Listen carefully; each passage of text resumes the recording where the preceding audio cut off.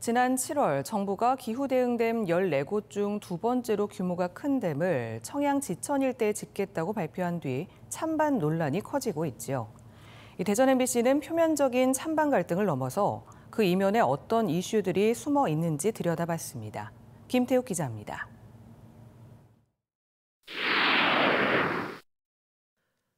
과연 누구를 위한 물그릇 확보냐가 지천댐 건설의 첫 쟁점입니다.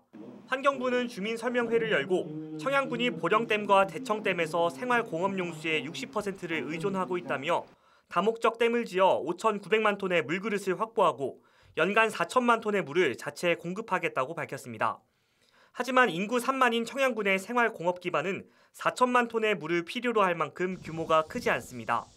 대형 산업단지가 있거나 들어설 예정인 천안, 아산, 홍성 지역의 산업용수 확보를 위해 댐을 보다 크게 짓는다는 지적이 나오는 이유입니다. 이 댐이 어디로 간, 이 물이 어디로 가느냐? 공단에 공업용수로 가고 다른 도시에 식수로 갑니다. 지천 범람을 둘러싼 충남도와 반대 주민들의 해석 차이도 문제입니다. 충남도는 앞서 지천 자체 범람으로 피해가 반복되는 만큼 극한 호우에 대비해 댐을 지어야 한다는 입장입니다. 22년, 23년에는 지천이 범람해서 청양 부여 지역에 1,184억의 재산 피해와 인명 피해도 발생했습니다.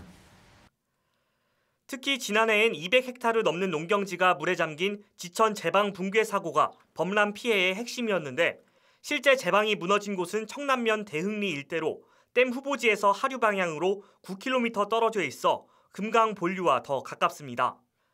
때문에 반대 주민들은 금강 본류 방류량을 늘리면서 물이 역류해 제방이 무너졌을 뿐 이보다 상류 지역에 댐을 짓는 건 수해 예방과 관계가 없다고 주장합니다. 인양리 앞에 뚝이 터진 것은 여기 비가 많이 와서 지천물이 많아서가 아니고 대청물을 열어가지고 수위조절을 열어가지고 그 물이 범람을 한 것이지.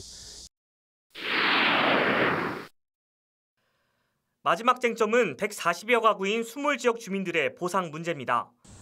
환경부는 기후대응댐 토지 보상 기준을 표준지 공시지가로 삼고 건축물은 최대 2,400만 원, 이주민은 가구당 최대 3천만 원을 지급하겠다고 밝혔습니다. 하지만 수몰지역인 청양군 중림리 일대 토지 공시가격은 1제곱미터당 최저 1,150원에서 최고 23,800원에 불과합니다. 이를 100평 기준으로 환산해도 최대 800만 원에도 미치지 못하다 보니 대지주가 아닌 이상 갈 곳 없이 내몰릴 가능성이 큰 겁니다. 300평, 500평짜리 보상을 받아봤자 얼마나 받겠어요, 이게? 예? 그걸 받아가지고 떠나라고 하니까 이 양반들이 이게 보통 걱정이 아닌 거야. 잠도 안 오고. 충남도 내에서도 가장 인구가 적고 땅값도 가장 싼 청양 일대. 정부와 충남도가 지천댐을 꼭 지어야 할 필요성이 있다고 주장하는 만큼 일방적인 희생을 강요하기보다 현실성 있는 보상과 설득이 필요해 보입니다. MBC 뉴스 김태욱입니다.